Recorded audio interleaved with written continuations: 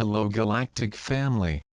The loss of a loved one is one of the most agonizing traumas and sad that we suffer in this physical plane of existence.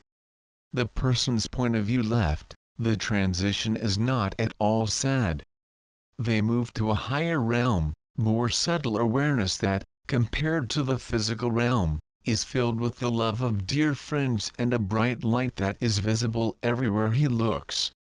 They feel driven, happy in a world where their physical infirmities were left behind. All in the spirit world they look and feel young. If they were older when they left the physical world, it will be a pleasure for them to see again themselves with 30 years of age. Soon, they will be ready to start a new phase of life, and seek new ways of personal growth. They start by attending an orientation center where you acclimatize to their new environment, lighter.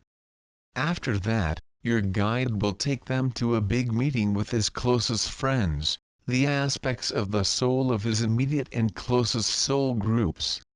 People belonging to a soul immediate group typically has about 9 souls. Your group will have a strong link with 2 or more other groups of souls. They will also share links to their higher soul family, which usually in the number of 1,000 or more souls.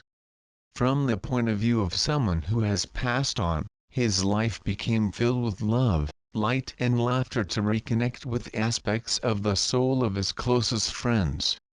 None of your soul group will miss this meeting because, even if some of them can now be embodied in the physical world, your soul aspects also maintain their own consciousness in the subtle realms. Meanwhile, here in the physical world, those who are left behind feel lonely and sad with the loss of their loved one. If the spirit of the beloved come visit him, his attempts to animate the individual often fails because his presence brings back memories of times together, not consciously feeling the spirit that visit, and then they feel even more sad and alone. The irony is that, every night, when the individual goes to sleep, your brain goes into sleep state, but leaves his spiritual body visit the same world of his late. The only functional difference between sleep and physical death is that with sleep, you will replace his physical body in the morning. At night, you can spend all the time you want in your beloved company.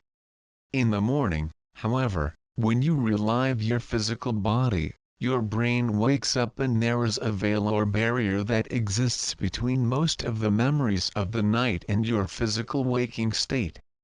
It's like if you lived in a house with an upstairs and one downstairs.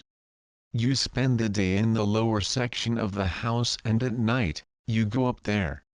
His dear, dead ones, live upstairs.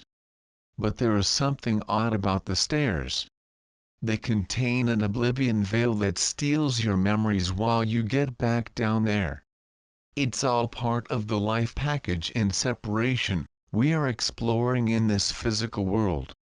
It helps us to comfort the thought that our loved ones have gone to a more cheerful place and remember that despite outward appearances, they do not really have been in our lives. They are just there on, and their minds are just a warm thought away from ours.